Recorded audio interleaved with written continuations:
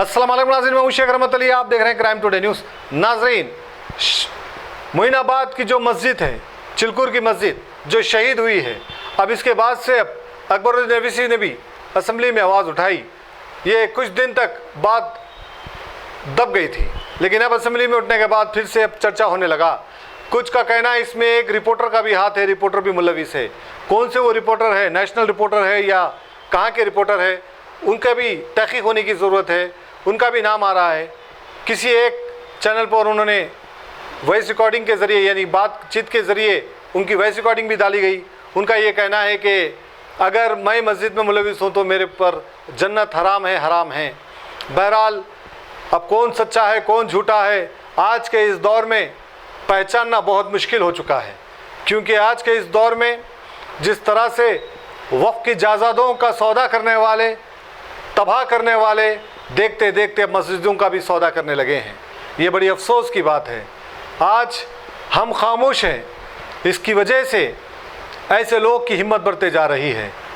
जो हमारी ज़िम्मेदारी है, हमारा जो पेशा है, ये पेशा हरगिज़ इजाज़त नहीं देता वक्फ बोर्ड के चेयरमैन से तालमेल मिलाए, कोई भी पॉलिटिशियन से, कोई बड़े लीडर से तालमेल मिलाए। हमारा ये पेशा है कि हम मज़लूम आम आवाम की आवाज़ बने और उन तक पहुँचाए, ना कि हम उनके पास जाकर अपने चीज़ों को मना लें और अपने फ़ायदे कर लें। ये हरगिज़ मीडिया का काम नहीं है। बावजूद इसके कई ऐसे लोग हैं, इस तरह से वक्फ बोर्ड चेयरमैन जो भी आता है उसकी चापलूसी करते हैं और उसके साथ मिलकर वक्फ की जायदादों का सौदा करते हैं और वक्फ की जायदादों को तबाह करते हैं। ऐसे लोगों से होशियार रहिए। ऐसे लोग हैं जो देखते देखते मसाजिदों को टारगेट बना रहे हैं, मसाजिदों को गिरा रहे हैं। हमने कई बार ऐसा देखा है कि एक तस्वीर आती है फेसबुक पर पुरानी ख़दीम मस्जिद की कि यहाँ पर ये मस्जिद है, यहाँ पर महफूज नहीं है। इसके बाद से इसके पीछे बहुत बड़ा एक वजह होती है, एक मकसद होता है। ये तस्वीर डालने के बाद जब भी चेयरमैन इनसे रब पैदा करता है कि भाई ये कहाँ की है, क्यों डाले आपने, तो उनसे फिर सौदा किया जाता है। इसके बाद से फिर तस्वीर नहीं आती, कोई वीडियो नहीं आती, जाके चेयरमैन वहाँ का विज़िट करे, वहाँ का दौरा करे। इस तरह का ये बहुत गंदा और ख़तरनाक खेल खेला जा रहा है। इस खेल को हमें समझने की ज़रूरत है। कौन कौन से ऐसे रिपोर्टर्स हैं जो इस तरह से ऐसे खेल में मुलविस हैं, कौन कौन ऐसे पॉलिटिशियन, ऐसे बड़े बड़े लीडर्स, लैंड ग्राफर्स, लैंड माफिया है जो इस तरह से मसाजिदों को भी नहीं छोड़ा जा रहा है। इसकी तहकीक होना बहुत ज़रूरी है। बहरहाल, आज हमारे माशरे में इस तरह की हालतें हो गई है कि मसाजिदों में सदर बन रहे हैं शराबियाँ, जो रोज़ाना रात में शराब पीते हैं और मस्जिद के सदर बने हुए हैं। इससे बड़ी अफसोस की बात क्या होगी।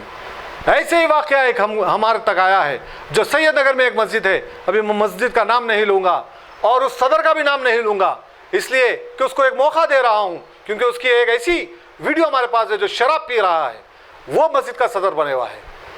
और बदतर इससे हालत क्या होगी। आज हमारा ये न्यूज़ बताने का मकसद ये है कि वो समझ जाए, संभल जाए, और आपको शराबी पीना है तो फिर मस्जिद से दूर हो जाइए, मुसल्लियों से दूर हो जाइए, लेकिन आप अपना धंधा बना के रखें मसाजिदों में।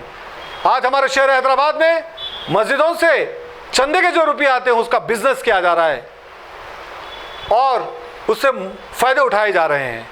मस्जिद का पैसा मस्जिद को लगाना चाहिए, लेकिन ऐसा नहीं हो रहा है। कई ऐसे मसाजिदों में काम धंधे छोड़कर मसाजिदों के मेंबर बने हुए हैं लोग, सदरा बने हुए हैं लोग, क्योंकि महज कुछ फ़ायदा होने के लिए, कुछ फ़ायदा हासिल करने के लिए। ऐसे हमारी हालत हो गई है, फिर कहाँ से हमें अल्लाह की मदद मिलेगी। इसीलिए हर जगह मुसलमान शिकस्त हो रही है, मुसलमान की हर जगह बदनाम हो रहा है मुसलमान। आज ये फिक्र करने का लम्हा है। आज हमें अपने आप को सोचना चाहिए, अपने बारे में सोचना चाहिए। वो बात मुझ पर भी लाजिम होती है। मैं भी सोचना चाहिए कि मेरी क्या जिम्मेदारी है। मैं एक न्यूज़ चैनल चला रहा हूँ, लेकिन मेरी भी क्या जिम्मेदारियाँ हैं, क्या मैं वो जिम्मेदारियाँ पूरे निभा पा रहा हूँ या नहीं, ये ज़रूरी है। आज इस तरह के हालत बनते जा रहे हैं। कल तक छोटे छोटे कारोबार करने वाले, छोटे छोटे ज़मीनों का कारोबार करने वाले और छोटे छोटे वक्फ बोर्ड के ज़मीनों को कब्ज़ा करने वाले आज मस्जिदों को कब्ज़ा कर रहे हैं, मस्जिदों की ज़मीनों को कब्ज़ा कर रहे हैं। आज गवर्नमेंट के लैंडों को कब्ज़ा कर रहे हैं, पार्टियों का नाम लेकर हर वो काम कर रहे हैं। ये बड़ी अफसोस की बात है। कई ऐसे पॉलिटिकल पार्टी है जो खामोशी इख्तियार करते हैं। इसकी वजह यह है कि ये छोटे छोटे काम करने वाले बड़ा क्राइम में मुलविस हो रहे हैं। जहाँ कहीं पर भी खुली ज़मीन नज़र आई वहाँ पर कब्जे करना। अब इससे बड़ी अफसोस की बात क्या होगी, अफसोस का लम्हा क्या होगा। आज हमारे लिए फ़िक्र का लम्हा है, फ़िक्र करने की ज़रूरत है। हम तो कोशिश कर रहे हैं, हम मुकम्मल काम तो नहीं कर रहे हैं, लेकिन कोशिश कर रहे हैं। एक बात याद रखिए, हम मीडिया वालों को अपने बारे में सोचने का कोई हक़ नहीं है, हमारे फ़ायदे के बारे में सोचने का कोई हक़ नहीं है। हमारी ये जिम्मेदारी नहीं है कि लोगों से हम रुपये लें, लोगों से हम हमारा अपना फ़ायदा कर लें। हमारी ये जिम्मेदारी है कि आम लोग, मजबूर लोग, उनको क्या फ़ायदा हो रहा है, उनकी आवाज़ बनकर हुकूमत तक पहुँचाना, ये हमारी जिम्मेदारी है। कहीं पर भी गलत हो रहा है उसको उजागर करना, ये हमारी जिम्मेदारी है। लेकिन आज हम क्या इस तरह की जिम्मेदारियों को निभा पा रहे हैं?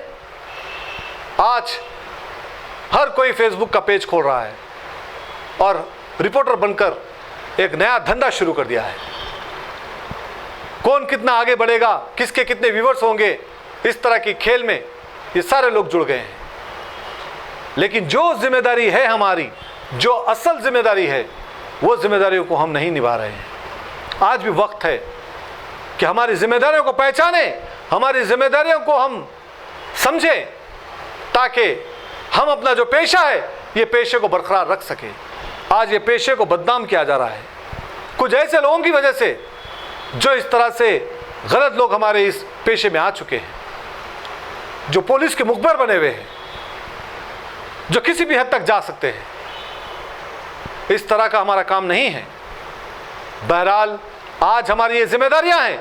जो पुराने और सीनियर जो जर्नलिस्ट है, उनसे मैं गुजारिश करता हूं कि आप अपनी आवाज़ उठाएं। जब तक आप खामोश रहेंगे, ऐसे लोग हम पर मुसल्लत होते रहेंगे। ऐसे लोगों की वजह से हमारा मोतबर पेशा बदनाम होता जाएगा। आज मेरी जितनी ताकत है, मेरी जितनी गुंजाइश है, मेरी जितनी हैसियत है, मैं उतना काम कर रहा हूं। लेकिन इसके आगे सारे लोगों का काम है, एक सारे लोगों की जिम्मेदारियां हैं कि अपनी अपनी ताकत के बल पर अपना काम करें। और मैं ये काम करता आया हूं और करता रहूंगा आगे भी। अब ऐसे लोगों को हम छोड़ेंगे नहीं जो औक़ाफ़ की जायदादों को ख़त्म कर रहे हैं, कब्जे कर रहे हैं। कल तक पैदल फिरने वाले आज महंगी कारों में फिर रहे हैं, औक़ाफ़ की जायदादों को तबाह कर दिए हैं। अब मस्जिदों की ज़मीनों को भी नजर रखे हैं, वहाँ भी तबाह किया जा रहा है। ऐसे लोग जो शराब पीते हैं रात में और सुबह मस्जिद के सदर बनते हैं, गवर्नमेंट की ज़मीनों को कब्जा कर रहे हैं। कल तक कार चलाने वाले आज महंगी महंगी कारों में फिर रहे हैं, लखपति बन चुके हैं। कौन है इसके जिम्मेदार? हमारा खोखला सिस्टम, या फिर हम खुद जो सवाल नहीं करते इस सिस्टम से? जब तक आप सवाल करने वाले नहीं बनेंगे, तब तक आपको जवाब नहीं मिलेगा। आवाज उठाइए। कहीं पर भी गवर्नमेंट की जमीन है तो गवर्नमेंट से नुमाइंदगी करिए। आपके लोकल एमएलए कहने जाइए, आपके एमपी कहने जाइए और आपके सीएम कहने जाइए और बताइए कि यहां पर फला जमीन खाली है। लैंड ग्रैबर कब्जा कर रहे हैं, जिनके पास मकानात है वही कब्जा कर रहे हैं, बेच रहे हैं। यकीनन उस पर कार्रवाई होगी, इंक्वायरी होगी और आपको वो जमीन मिलेगी। या फिर ऐसा कुछ फायदा होगा, वो गवर्नमेंट जमीन पर कोई गरीब आवाम के लिए फायदेमंद कोई चीज डाली जाएगी। ये कब होगा? जब आप सवाल करेंगे। जब तक आप ऐसे गली के लोगों से डरते रहेंगे, तब तक ये आपके ऊपर मुसल्लत होते रहेंगे। अभी भी वक्त है, आज हमें सोचने समझने की जरूरत है।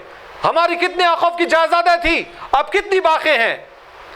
कोई रिपोर्टर के नाम पर कब्जे कर रहा है, कोई लीडर का नाम लेकर कब्जा कर रहा है, कोई बड़े एमएलए का नाम लेकर कब्जा कर रहा है। ऐसा कब्जा करते करते सारी जमीनें तबाह हो रही है। यह आपका फायदा हो सकता था। कोई लीडर आके आपको फायदे की बात नहीं बताएगा। और हम भी कब तक आपके मसलों को उठाते रहेंगे? आज हम हैं, कल हम खत्म हो जाएंगे। हमारे भी पीछे साजिशें रची हुई है, हमारे भी पीछे वो लोग कत्ल करने की साजिशें रच रहे हैं।